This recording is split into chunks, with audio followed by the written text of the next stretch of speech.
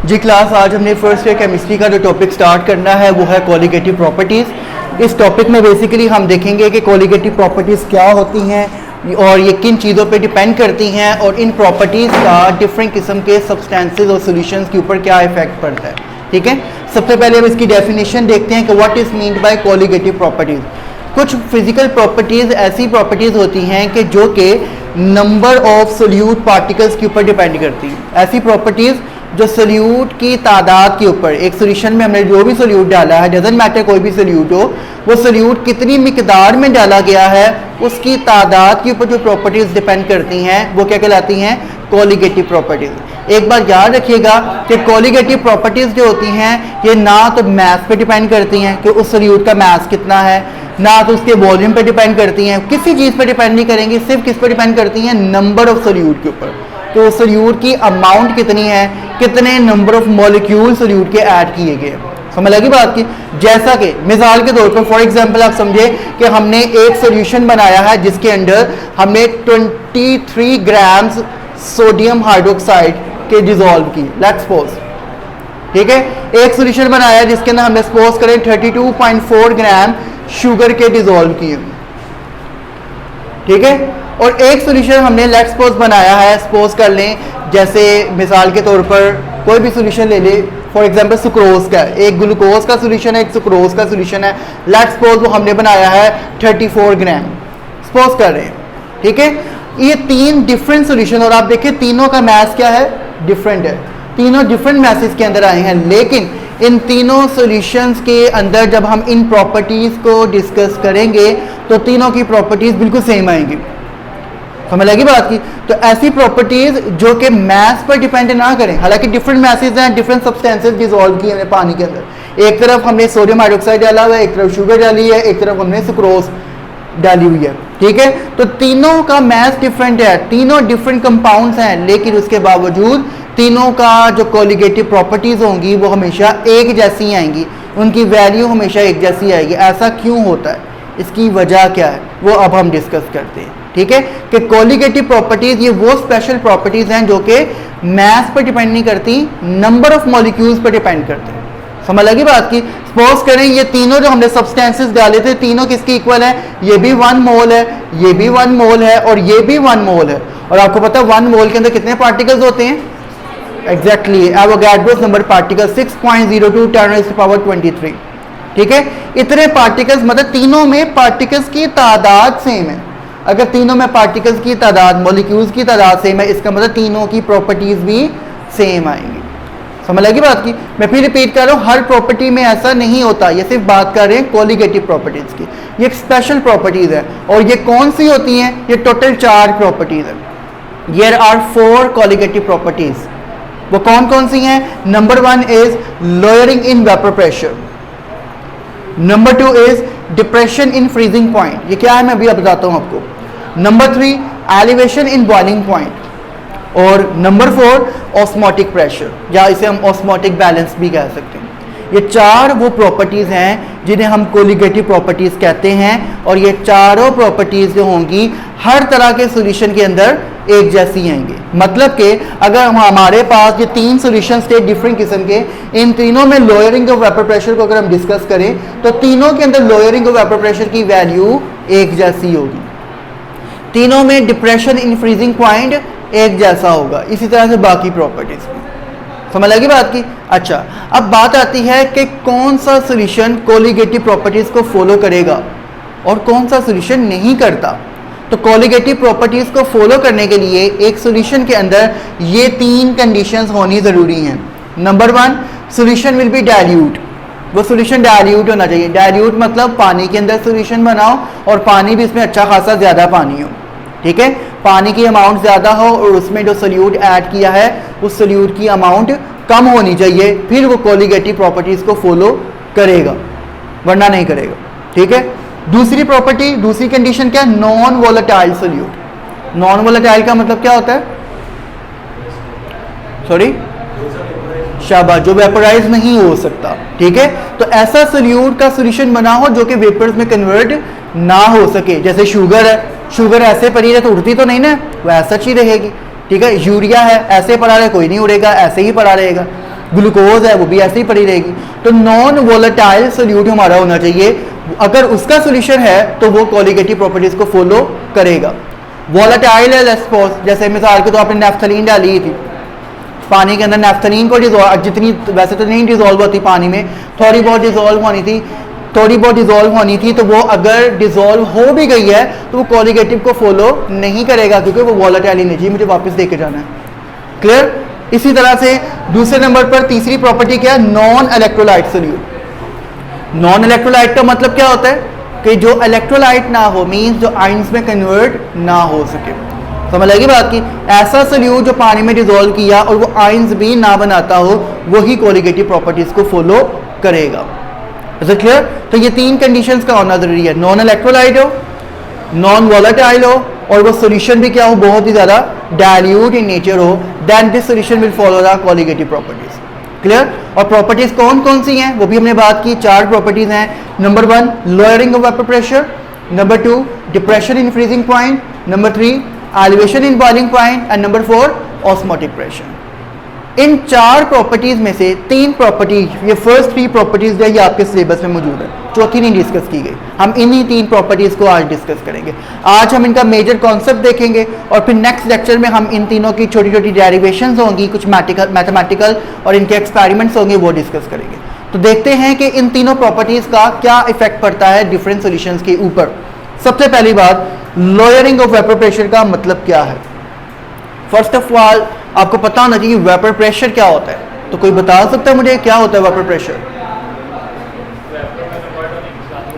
शाबाश। Vapour pressure कहते हैं pressure exerted by the vapours on the surface of the liquid molecule. एक liquid जब वेपराइज हो रहा है तो वो लिक्विड के जो वेपर्स निकल रहे हैं वो वेपर्स लिक्विड की सरफेस पे प्रेशर डाल के बाहर निकलते हैं। जैसे मिसाल के तौर पर ये कंटेनर है, इसमें हमने एक लिक्विड फिल किया हुआ है, सपोज करें पानी फिल किया हुआ है, तो ये पानी की जो सरफेस पे मॉलिक्यूल्स होंगे जब ये वेपर्स में कन्वर्ट होंगे तो ये पानी की सरफेस पे प्रेशर डाल के ऊपर निकलेंगे। जैसे हमने एक दीवार फलांगनी हो तो उस पर हाथ रख के उस पर प्रेशर डाल के फिर फलांगते हैं ना, सिमिलरली ये भी इसी तरह से करेगा। ठीक है? तो ये इसका वेपर प्रेशर कहलाता है। समझ लगी बात की? अच्छा, लोअरिंग वेपर प्रेशर का मतलब क्या है? लोअरिंग वेपर प्रेशर का मतलब ये है कि जब एक प्योर वाटर था, प्योर सॉल्वेंट, प्योर वाटर था, उसमें कुछ ऐड नहीं किया हुआ, उसका जितना भी वेपर प्रेशर, डजंट मैटर जितना भी वेपर प्रेशर है उसका, जैसे ही उस वाटर के अंदर हमने इन 3 कंडीशंस वाला सोल्यूट ऐड कर दिया, यानी वो सोल्यूट ऐड किया जो कोलिगेटिव प्रॉपर्टी को फॉलो करे, वो सोल्यूट ऐड करने के बाद उस वाटर का जो एक्चुअल वेपर प्रेशर था वो क्या हो जाता है, डिक्रीज हो जाता है, कम हो जाता है। यानी कि जितने वेपर्स वाटर के अंदर बन रहे थे, सोल्यूट ऐड करने के बाद वेपर्स बनने की तादाद क्या हो गई, कम हो गई। इसे हम कहते हैं लोअरिंग ऑफ वेपर प्रेशर। समझ लगी बात की? क्लियर? तो कोलिगेटिव प्रॉपर्टीज में पहली प्रॉपर्टी क्या है, लोअरिंग ऑफ वेपर प्रेशर। मतलब जब हम एक नॉन इलेक्ट्रोलाइट और नॉन वोलेटाइल सोल्यूट ऐड करते हैं एक प्योर वाटर या प्योर सॉल्वेंट के अंदर, तो वो वाटर या उस प्योर सॉल्वेंट की वेपर प्रेशर को क्या कर देगा, डिक्रीज कर देगा। And this is the first property of colligative properties. Clear हो गया? अच्छा जी, अब बात करते हैं कि क्यों कर देता है, वजह क्या है, वेपर प्रेशर क्यों डिक्रीज और इंक्रीज क्यों नहीं हो जाता, ये उतना ही क्यों नहीं रहता, डिक्रीज ही क्यों होता है।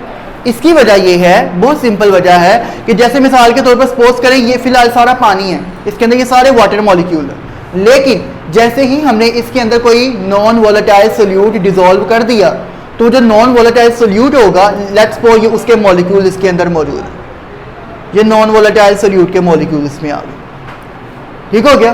क्लियर है? अच्छा, अब जब ऊपर सरफेस से वाटर मॉलिक्यूल एवेपोरेट होते हैं तो जारी बात है नीचे वाले मॉलिक्यूल उसकी जगह ले लेंगे आगे एवेपोरेट होने के लिए, इसी तरह से होता है ना। अच्छा, अब जब यहाँ पर ये नॉन वोलेटाइल मॉलिक्यूल सोल्यूट के मौजूद हैं इसके अंदर, जब एक वाटर का मॉलिक्यूल ऊपर आ रहा है तो पहले तो वो बड़ा फ्रीली आ रहा था, लेकिन अब उसके रास्ते में ये देखिए रुकावट आएगी, जगह जगह ये नॉन वोलेटाइल मॉलिक्यूल होंगे। ऐसे ही है, जिसकी वजह से वेपर्स पहले की निस्बत अब कम बनेंगे। जब वेपर्स पहले की निस्बत कम बनेंगे तो वेपर्स का प्रेशर भी पहले की निस्बत कम पड़ेगा। समझ लगी बात की? तो इसी वजह से जो नॉन वोलेटाइल मॉलिक्यूल्स होंगे वो बेसिकली क्या कर देंगे, वेपर प्रेशर को सॉल्यूशन के लो कर देंगे, कम कर देंगे। Is it clear? ठीक हो गया? तो ये पहली प्रॉपर्टी थी कोलिगेटिव की। दूसरी प्रॉपर्टी देखें भाई, depression in freezing point. Depression का मतलब क्या होता है? डिप्रेशन का मतलब कम हो जाना, डिक्रीज हो जाना। फ्रीजिंग पॉइंट आपको पता क्या होता है? वो टेम्परेचर जिस पर एक लिक्विड सॉलिड में कन्वर्ट हो जाए, फ्रीज हो जाए, वो उसका फ्रीजिंग पॉइंट कहलाता है। ठीक है। अच्छा, अब फ्रीजिंग पॉइंट को हम प्रॉपर्ली इस तरह से भी डिफाइन करते हैं, वो टेम्परेचर जिस पर एक लिक्विड और एक सॉलिड दोनों एक दूसरे के साथ इक्विलिब्रियम में आ जाए, वो क्या कहलाता है? फ्रीजिंग पॉइंट कहलाता है। यही होता है ना। अच्छा, अब एक प्योर वाटर का फ्रीजिंग पॉइंट क्या होता है? 0 डिग्री सेल्सियस। ठीक है, वाटर का फ्रीजिंग पॉइंट क्या है? 0 डिग्री सेल्सियस है। लेकिन जैसे ही हम वाटर में कोई सोल्यूट ऐड कर रहे हैं, ये कंडीशंस वाला, ठीक है, जो कोलिगेटिव फॉलो करे, कोई सोल्यूट ऐड कर देते हैं और उसका वाटर में सोल्यूशन बन जाता है, तो उसकी वजह से वाटर का जो 0 डिग्री सेल्सियस फ्रीजिंग पॉइंट था वो उससे और डिक्रीज कर जाता, मतलब वो माइनस में चला जाएगा। समझ आएगी बात की? क्लियर? यानी कि ये दूसरी कोलिगेटिव प्रॉपर्टी है कि जब हम कोई नॉन इलेक्ट्रोलाइट सोल्यूट ऐड करें तो उस सोल्यूट की वजह से क्या होगा? वाटर यानी प्योर सॉल्वेंट का फ्रीजिंग पॉइंट पहले से क्या हो जाएगा? और डिक्रीज हो जाएगा। This is called depression in freezing point. समझ आएगी बात की? क्लियर हो गया? अब इसकी रीजन समझें कि ये क्यों होगा, फ्रीजिंग पॉइंट क्यों डिप्रेस करता है, वो क्यों डिक्रीज होता है। अच्छा, एक कॉमन सेंस वाली आपने बात बतानी है कि जब हम टेम्परेचर को इंक्रीज करते हैं तो उसके नतीजे में वेपर्स ज्यादा बनते हैं कि कम बनते हैं? ज्यादा बनते हैं। और अगर वेपर्स ज्यादा बनते हैं तो वेपर प्रेशर भी क्या होता है? फिर ज्यादा होता है। ठीक है। अच्छा, इसके बरक्स अगर हम बात करें कि जब टेम्परेचर कूल डाउन करते हैं, ठंडा करते हैं, तो वेपर्स की क्वांटिटी भी क्या हो जाएगी? कम हो जाएगी। अगर वेपर्स की क्वांटिटी कम हो रही है तो वेपर प्रेशर भी क्या होगा? कम हो जाएगा। ऐसा ही होता है ना। ठीक है। अच्छा, अब हम कर रहे हैं एक सब्सटेंस को फ्रीज कर रहे हैं, बताइए सोल्यूशन है हमारा, उसको फ्रीज कर रहे हैं। अब उसको फ्रीजिंग के दौरान, एक तो पहले ही फ्रीजिंग के दौरान क्या था? वेपर प्रेशर कम पड़ रहा था। ठीक है। और दूसरा, अभी हमने बात की थी जब सोल्यूट ऐड करते हैं तो उसकी वजह से वेपर प्रेशर क्या हो जाता है? Lowering in vapour pressure, vapour pressure कम हो जाता है। एक तो पहले कम हो रहा था, एक और ज्यादा कम हो गया। ऐसा ही है। ठीक है ना। तो पहले से भी ज्यादा वेपर प्रेशर कम हो जाएगा, और पहले से भी ज्यादा वेपर प्रेशर कम हो रहा है मतलब वो चीज और ज्यादा ठंडी होती जा रही है, मतलब उसका फ्रीजिंग पॉइंट और नेगेटिव में जाता जा रहा है। टेम्परेचर जितना नेगेटिव जा रहा है उतना ठंडा टेम्परेचर होता है ना। तो इसका मतलब कि सोल्यूट को ऐड करने की वजह से क्या होगा? हमारा फ्रीजिंग पॉइंट डिक्रीज होता जाएगा, डिप्रेस करता जाएगा। मतलब वो चीज़ जो 0 डिग्री सेल्सियस पे फ्रीज हो जाती है, पानी जैसे हो जाता है, लेकिन अगर पानी के अंदर हमने कोई ऐसा सोल्यूट ऐड किया तो वो 0 पे फ्रीज नहीं होगा। उसको फ्रीज करने के लिए हमें टेम्परेचर माइनस में लेके जाना पड़ेगा। Is it clear? समझ लगी बात की? कोई इशू इस रीजन में? तीसरी प्रॉपर्टी की तरफ आए, elevation in boiling point. Boiling point का क्या होता है? वो टेम्परेचर जिस पर एक लिक्विड क्या हो जाए? बॉयल हो जाए, वेपर्स में चेंज हो जाए। अच्छा, और इसकी दूसरी केमिकल डेफिनेशन क्या है? वो टेम्परेचर जिस पर एक लिक्विड और गैस मॉलिक्यूल्स एक दूसरे के साथ इक्विलिब्रियम में आ जाए, वो इसका बॉइलिंग पॉइंट कहलाता है। ऐसे ही होता है ना। हम इसको ऐसे भी कह सकते हैं, वो टेम्परेचर जिस पर एक लिक्विड का वेपर प्रेशर एक्सटर्नल प्रेशर के इक्वल हो जाए, वो इसका बॉइलिंग पॉइंट कहलाता है। डिफरेंट तरीके हैं डिफाइन करने के। समझ लगी बात की? अच्छा, अब देखिए बॉइलिंग पॉइंट कैसे इंक्रीज होता है। अभी हमने बात की कि एक प्योर वाटर का, जैसे प्योर वाटर का बॉइलिंग पॉइंट होता कितना है? वैसे 100 डिग्री सेल्सियस। 100 पे वाटर बॉयल कर जाता है। असल में 100 नहीं होता, वाटर का बॉइलिंग पॉइंट होता है 99.996 डिग्री सेल्सियस, राउंड अबाउट 100 है, लेकिन हम एक्यूरेट वैल्यू की तरफ जाएं क्योंकि हमें यहाँ पर एक्यूरेसी चाहिए। तो 99.99 डिग्री सेल्सियस इसका बॉइलिंग पॉइंट। ठीक है। अच्छा, अब इतने पे ये बॉयल हो रहा है वाटर। जैसे ही हमने इसमें सोल्यूट ऐड किया तो सोल्यूट को ऐड करने के नतीजे में, अभी बात की थी सोल्यूट ऐड करते तो वेपर प्रेशर क्या हो जाता है? कम हो जाता है, वेपर्स कम बन रहे हैं। बट बॉइलिंग पॉइंट पे तो वेपर्स ज़्यादा बनते हैं ना। जब हम हीट करते हैं किसी चीज़ को तो वेपर्स ज़्यादा बनते हैं। ऐसा ही होता है ना। जब हमने सोल्यूट ऐड किया, सोल्यूशन बना और वेपर प्रेशर कम हो गया, मतलब वेपर्स कम बन रहे हैं, तो हमें फिर ज़्यादा टेम्परेचर देना पड़ेगा ताकि वेपर्स ज़्यादा बन पाए। ऐसा ही होगा ना। ठीक है ना। कि अगर प्योर सॉल्वेंट का जो बॉइलिंग पॉइंट है, जैसे कि आपने बताया 100 डिग्री सेल्सियस है, उस टेम्परेचर पे नॉर्मली वाटर वेपोराइज हो रहा है, बट जैसे ही सोल्यूट ऐड करेंगे तो 100 पे वाटर वेपोराइज नहीं होगा, क्योंकि सोल्यूट उसके वेपर प्रेशर को क्या कर देगा? डिक्रीज कर देगा, वेपर्स नहीं बनने देगा। फिर उसको वेपराइज करने के लिए हमें टेम्परेचर बढ़ाना पड़ेगा, इंक्रीज करना, यानी 100 से ज़्यादा टेम्परेचर देना पड़ेगा। समझ लगी? यानी वाटर का अगर let's suppose boiling point 99.99 degree Celsius है, तो अगर उसमें सोल्यूट डिसॉल्व कर देंगे तो उसका बॉइलिंग पॉइंट 100 के अबव हो जाएगा, 102, 103, 105 इस तरह से आगे चला जाएगा। समझ लगी बात? इसे क्या कहते हैं? एलिवेशन ऑफ बॉइलिंग पॉइंट, मतलब बॉइलिंग पॉइंट का बढ़ जाना। एलिवेशन का मतलब क्या होता है? इंक्रीज हो जाना। क्लियर हो गया? तो ये तीन प्रॉपर्टीज थी भाई, कि एक हमने देखी कि सोल्यूट को ऐड करने से वेपर प्रेशर क्या हो जाता है? डिक्रीज हो जाता है।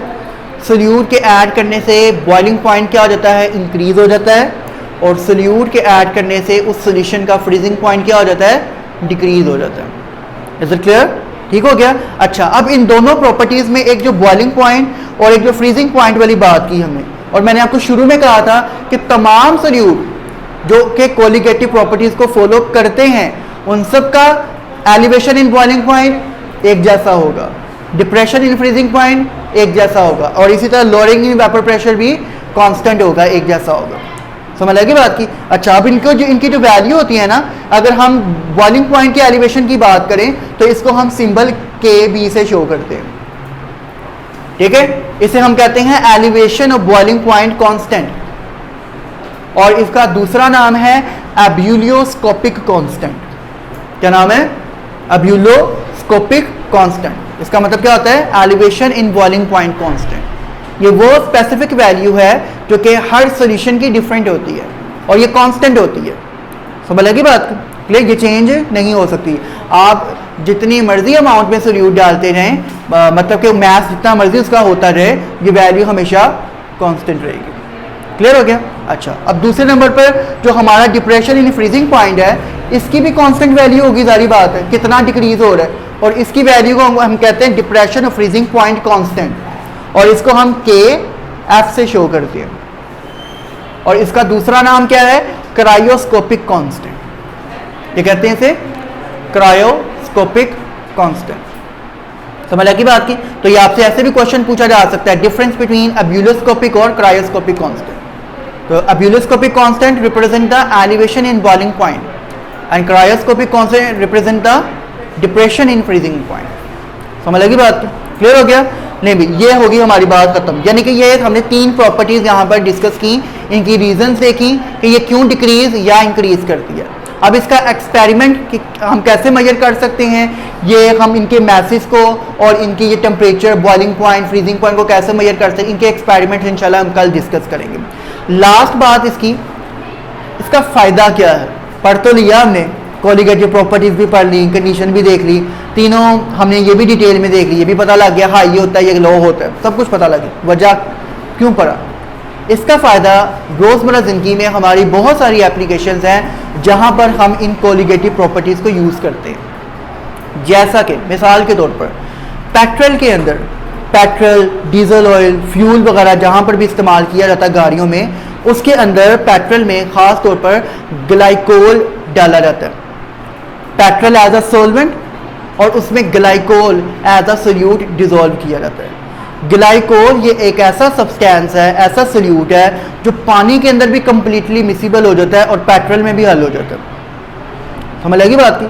जब इसको ग्लाइकोल, क्योंकि एज अ सोल्यूट है और नॉन वोलेटाइल है, नॉन इलेक्ट्रोलाइट, ऑर्गेनिक कंपाउंड है तो नॉन इलेक्ट्रोलाइट है ये, तो इसलिए ये जैसे कि हम इसमें डिसॉल्व करते हैं ना और ये पेट्रोल में डालते हैं, तो क्योंकि अभी पता ये कोलिगेटिव प्रॉपर्टी शो करेगा अगर, तो फ्रीजिंग पॉइंट को क्या कर देगा? कम, और बॉइलिंग पॉइंट को क्या कर देगा? ज़्यादा। तो जब ये रेडिएटर्स में, यानी गाड़ियों का जो रेडिएटर होता है उसके अंदर जब ये पेट्रोल वगैरह जाता है तो सर्दियों के अंदर इसका फ़ायदा ये होता है इस पेट्रोल का कि ये पेट्रोल जमेगा नहीं, ये फ्यूल जमता नहीं है। क्यों? लेट्स सपोज अगर एक शहर का जो फ्रीजिंग पॉइंट चल रहा है वो 0 डिग्री सेल्सियस चल रहा है, लेकिन क्योंकि हमने उस पेट्रोल के अंदर जो है वो सोल्यूट ऐड किया हुआ तो उसका फ्रीजिंग पॉइंट माइनस में चला गया होगा। तो अगर शहर का टेम्परेचर 0 है तो वो 0 पे वो पेट्रोल ठंडा नहीं हो, ठंडे से बड़ा फ्रीज नहीं होगा, उसको फ्रीज होने के लिए माइनस में टेम्परेचर जा रहा है तो वो पेट्रोल बच जाएगा। क्योंकि ठंडे इलाकों में होता है गाड़ियों में पड़ा पेट्रोल जम जाता है, आइस बन जाता है, तो उसके लिए इसमें ग्लाइकोल डालते हैं। इसी तरह गर्मियों में भी इसका फ़ायदा है। क्या? बॉइलिंग पॉइंट को एलिवेट करते हैं, तो मिसाल के तौर पर टेम्परेचर सपोज लेट्स सपोज 100 पे ये जो है ना बॉयल होता था, लेकिन ग्लाइकोल डालने की वजह से टेम्परेचर 110 हो गया। तो 100 अगर टेम्परेचर एक्सपोज कर लें, उस गाड़ी का टेम्परेचर उस मौसम की वजह से 100 हो रहा है, तो 100 पे तो वो बॉयल नहीं होगा, उसको तो बॉयल होने के लिए 110 टेम्परेचर चाहिए ना। तो इस वजह से वो पेट्रोल वेस्ट होने से भी बच जाएगा, यानी गर्मियों में ओवर बॉयल नहीं होगा और सर्दियों में ओवर फ्रीज होने से बच जाएगा। समझ लगी बात? क्लियर हो गया? इसी तरह से एक और एप्लीकेशन, और ये तो आपने देखी होगी, ये अक्सर गलियों में खोए वाले कुल्फी वाले फिरते हैं, आपने देखा होगा, वो स्टील के उन्होंने लंबी लंबी पकड़ी होती हैं और वो निकालते हैं और जादू होता है, अंदर से सॉलिड कुल्फी निकल आती है। कोई फ्रिज नहीं लगाई होती उन्होंने, कुछ नहीं होता, ऐसे वो निकालते बीच में से सॉलिड कुल्फी आती है। उसमें ऐसा क्या होता है? उसमें उन्होंने नीचे बर्फ़ का एक बेड लगाया होता है और उस बेड के अंदर यानी बर्फ़ के अंदर सिंपल आइस होती है, उस आइस में वो सोडियम क्लोराइड मतलब टेबल साल्ट जो आम नमक है उसको डिजोल्व करते हैं। NaCl नॉन इलेक्ट्रोलाइट और ये नॉर्मल वोलेटाइल होता है NaCl। तो ये NaCl जो होता है ना, ये जब उसमें डिजोल्व हुआ होता है तो वो कोलिगेटिव प्रॉपर्टी वाला काम करता है, मतलब उस बर्फ़ का फ्रीजिंग पॉइंट माइनस में कर देता है। जैसे नॉर्मल जीरो से भी माइनस में आ गया तो वो जो लिक्विड होता है आइसक्रीम वाला वो जल्दी सॉलिड हो जाता है, फ्रीज हो जाता है। और एलिवेशन बॉइलिंग पॉइंट की बढ़ा दी तो बाहर अगर टेम्परेचर जितना मर्जी गर्म हो तो उसके अकॉर्डिंग उसको ज़्यादा टेम्परेचर, बाहर वाले टेम्परेचर से भी ज़्यादा टेम्परेचर चाहिए बॉयल होने के लिए, इसलिए वो मेल्ट भी नहीं होती। समझ लगी? तो ये भी आइसक्रीम मशीन या आइसक्रीम फॉर्मेशन जो होती है, ये जो कॉर्न्स वगैरह बनती हैं उनमें भी ये ऐसे ही करते हैं। आइसक्रीम वगैरह के अंदर साल्ट डालते हैं थोड़ा सा, वो क्या करती है, वो ये एलिवेशन बॉइलिंग पॉइंट और डिप्रेशन इन फ्रीजिंग पॉइंट करके कोलिगेटिव प्रॉपर्टी का कॉन्सेप्ट को यूज़ करके आइसक्रीम बनाते हैं। समझ आ गई सबको? क्लियर हो गया?